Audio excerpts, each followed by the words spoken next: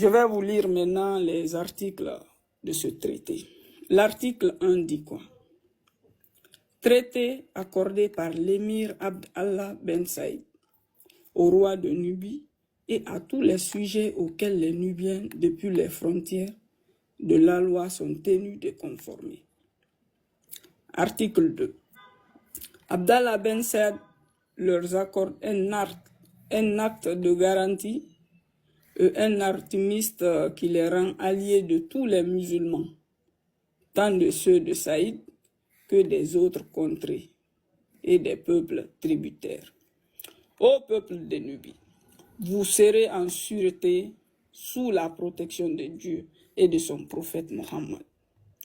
Nous nous engageons à ne point vous attaquer, à ne susciter contre vous aucune guerre et à ne point faire de razzia dans votre pays,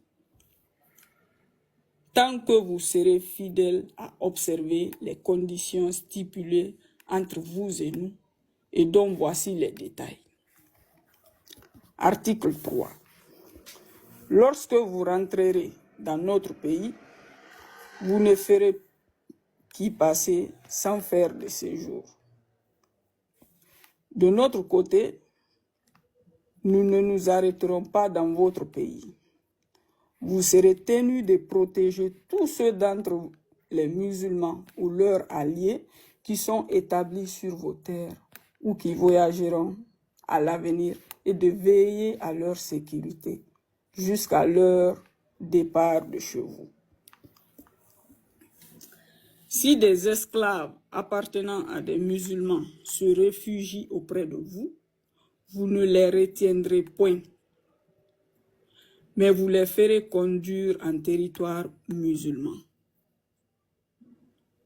Si un musulman en guerre avec ceux de sa religion cherche asile dans votre pays, vous l'en ferez sortir et le renverrez en territoire musulman.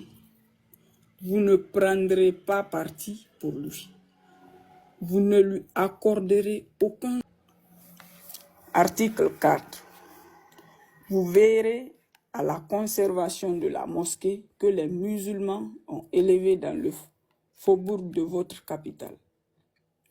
Vous n'empêcherez personne d'y faire sa prière. Tout musulman qui s'y rendra pour s'y livrer quelque temps à la prière ne sera inquiété par vous en aucune manière jusqu'à son départ. Vous serez chargé du soin de faire balayer ce temple, d'y entretenir les lampes allumées, d'y faire tous les embellissements convenables. Article 5. Vous livrerez chaque année 360 esclaves des deux sexes qui seront choisis parmi les meilleurs de votre pays et envoyés à l'imam des musulmans. Tous seront exempts de défaut. On ne présentera ni vieillard décrépit, ni vieille femme, ni enfant en dessous de l'âge de la puberté. Vous les remettez au gouverneur d'Assouan. Lorsqu'un ennemi vous fera la guerre, depuis les frontières d'Aloua jusqu'à Assouan, les musulmans ne seront point astreints de se déclarer contre lui et à vous défendre contre ses attaques.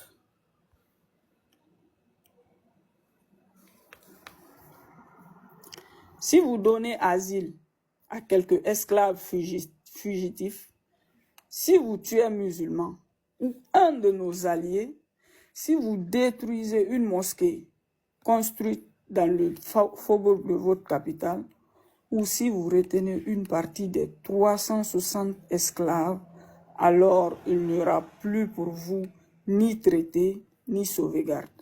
Tous les engagements seront annulés et nous attendrons que Dieu se prononce entre nous, lui qui est le meilleur des juges.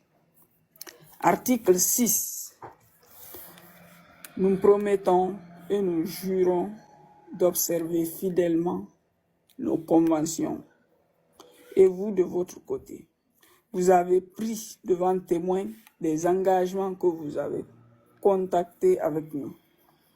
Tout ce que votre religion a de plus sacré, le Messie, les apôtres, les saints qui sont l'objet de votre vénération. Donc, c'était les 6 articles du traité de Bath.